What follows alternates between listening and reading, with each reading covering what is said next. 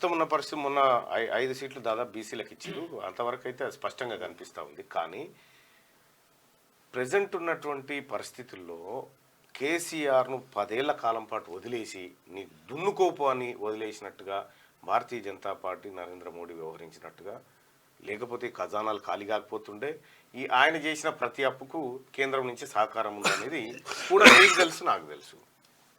ఒకటి చెప్పనా, మళ్ళీ చెప్తుంది కదా, టెక్నికల్ ఇష్యూస్.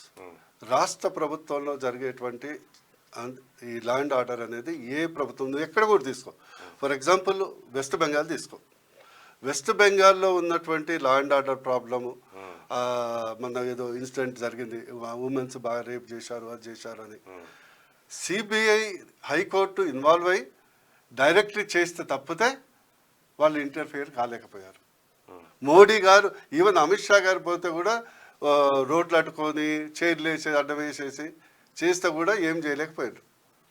ఒక విషయం అంటే మొయినాబాద్ ఫామ్ హౌస్ కేసులో ఈడీ కూడా ఎంటర్ అయింది. ఏమైంది ఇష్యూ? ఏమిటి ఇక్కడ తెలంగాణ రాష్ట్ర పోలీసు విషయం ఏంటంటే కోట్ల రూపాయలు చేతులు మారుతా ఉన్నాయండి. 50 లక్షలు దాటితే ఈడీ ఎంటర్ అవుతుంది. 50 రూపాయలు కూడా దొరకలే కదా అక్కడ. మరి అది డ్రామా అన్నట్టే కదా. కేసీఆర్ ఆడిన ఎన్నికల మునుగోడు ఎన్నికల కొరకు ఆడిన డ్రామా. నలుగురిని లిల్లిపుట్లను పెట్టిండు, డ్రామా ఆడిండు, స్క్రీన్ వేసిండు. ఇక దానివల్ల కొంత మునుగోడుకు లబ్ధి అయింది.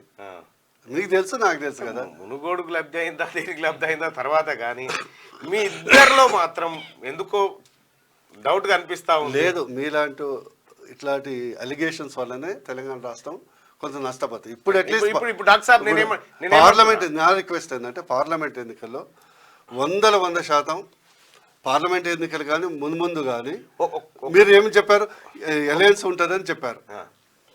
స్పష్టంగా చెప్పాడు మా బండి సంజయ్ కానీ మిగతా నాయకులు కానీ, చెప్పుతో కొట్టుకొని ఎవరన్నా అంటే అన్నారు. ఒకవేళ అలాంటిది ఉంటే మేమైతే మా చెప్పుతో కొట్టుకుంటామని అన్నారు. అంతకంటే స్పష్టంగా ఏం చెప్తాం. మీరు ఏంటంటే ఇక్కడ కాంగ్రెస్ పార్టీ, మీరంటే నింపు కాదు.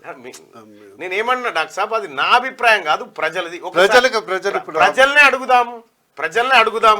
అడిగినా కూడా నేను చెప్తున్నా, ఎప్పుడైనా కూడా మీడియా అనేది ప్రజల్ని మోటివేట్ చేస్తుంది.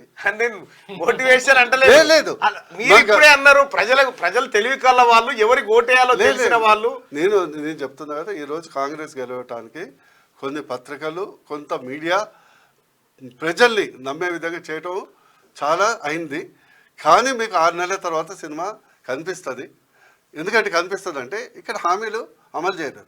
సెకండ్, టీఆర్ఎస్కు సంబంధించింది నా రిక్వెస్ట్ ఏంటంటే దయచేసి ఆ ప్రస్తావన కూడా తేవద్దు. నేనేమంటున్నా, ప్రస్తావన కూడా ఏ ధైర్యంతో లక్ష్మణ్ గారు 6 నెలల్లో తెలంగాణ రాష్ట్రంలో ఈ ప్రభుత్వం కూలిపోతుందని చెప్పింది. నేను ఒకటి చెప్పనా? చెప్పండి.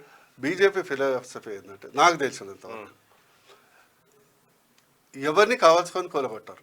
వాళ్ళు కూలిపోతుంటే వీళ్ళని కూలిపోకుండా అడ్డుకోరు.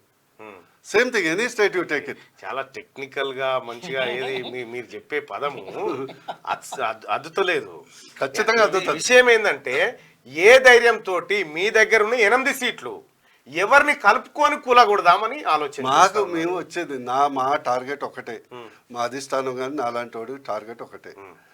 నెక్స్ట్ వచ్చే అసెంబ్లీ ఎన్నికల్లో ప్రజలు ఎట్లా కాంగ్రెస్ వ్యతిరేకిస్తాం. కేసీఆర్ గారి మీద ఎలాంటి సానుభూతి ఇప్పటి వరకు లేదు. వాళ్ళలో ఏ మార్పు కనిపించినట్లు నాకైతే అనిపించట్లేదు. అవునా కదా? అంటే మార్పు రాదు కూడా. ప్రజలు కూడా వాళ్ళని మళ్ళీ ఆహ్వానించారు, పోయిందని మళ్ళీ తీసుకోరు. మా యొక్క ప్రణాళిక ఏంటంటే నెక్స్ట్ అసెంబ్లీలో అత్యధిక సీట్లు గెలిచి గవర్నమెంట్ తేవాలనేది తప్పితే ఈ గవర్నమెంట్ ఎప్పుడు ఉంటుంది అందరి దేశంలో 1 ఎలక్షన్ 1 నేషన్ హోప్ఫుల్లీ ఉంటే అప్పటి వరకు ఉంటుంది. నేనేమంటున్నాను, ఇప్పుడు 6 నెలల్లో ఈ డబుల్ ఇంజన్ సర్కార్ రాబోతా ఉంది అని అంటే మీ ఇంజన్ ఇడ లేనేలేదు కదా. డబుల్ ఇంజన్ సర్కార్ కాదు, డబుల్ గ్రోత్ సర్కారు. ఎంపీలు మీరు గెలిపిస్తే లక్ష్మణ్ గారి వ్యాఖ్యలు మీరు ఖండిస్తున్నారు. నేను ఖండిస్తాను. ఎందుకు ఖండిస్తారు? 6 నెలల్లో వస్తుందని ఎట్లా చెప్తారు మీరు? అరే ఒకటి, వాళ్ళు మా గవర్నమెంట్ వస్తుందని మేము చెప్పలే. కాంగ్రెస్ కష్టాల గవర్నమెంట్ వస్తుందా? మీ మిత్రుడు కేసీఆర్ లేదా వచ్చి ఉంటే కదా. దీని తర్వాత ఎవరెంత షేర్లు పెంచుకుంటారో, ఇటు కాంగ్రెస్ నోరు వేసుకొని రేవంత్ రెడ్డి ఆల్రెడీ 15 మందికి ఆయన టార్గెట్ పెట్టుకొని కూర్చున్నాయి.